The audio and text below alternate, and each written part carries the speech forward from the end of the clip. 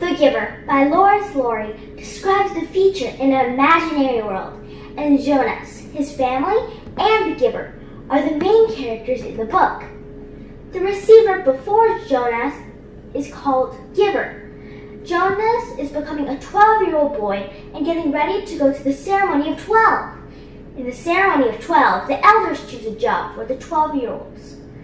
Jonas gets the job receiver of memory. The receiver's job is to receive memories from long ago, before sameness. The book takes place in a neighborhood called the community, where there's no pain, war, or color.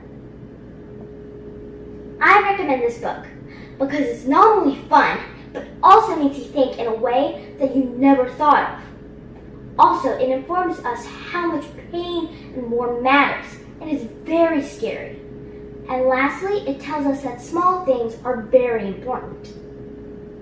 This book makes you think in a way that you never thought about. The community doesn't allow people to choose things. Everything is chosen for them. On pages 97 to 99, it talks about choices in color. Jonas says, I want to wake up in the morning and decide things.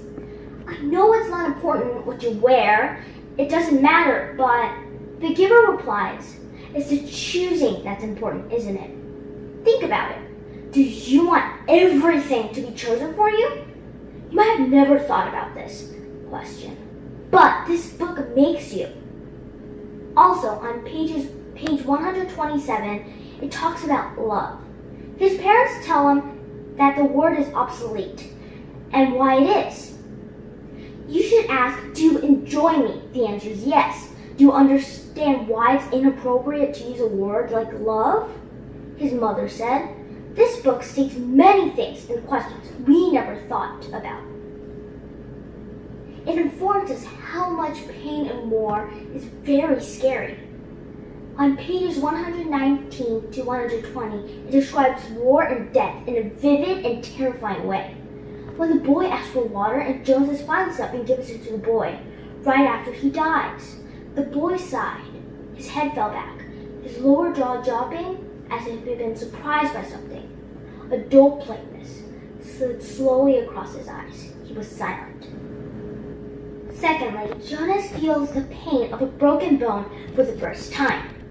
He was sledding down a snowy hill, but then he fell with his leg twisted under him and could hear the crack of the bone.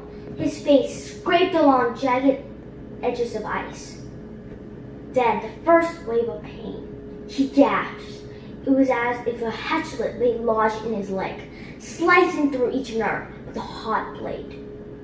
This is on pages 108 to 109. You might think pain and war is not scary, but it is.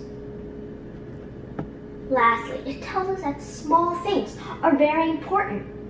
You will probably think that birthdays and Christmas are not important. It's an excuse to get presents. No. Birthdays are your day, and it makes you special.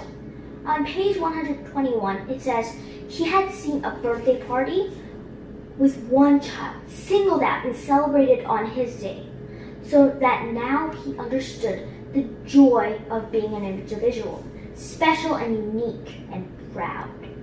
Jonas learns about Christmas on pages 122 to 123. It describes the Christmas tree, presents, and grandparents. Jonas says he feels warmth and happiness.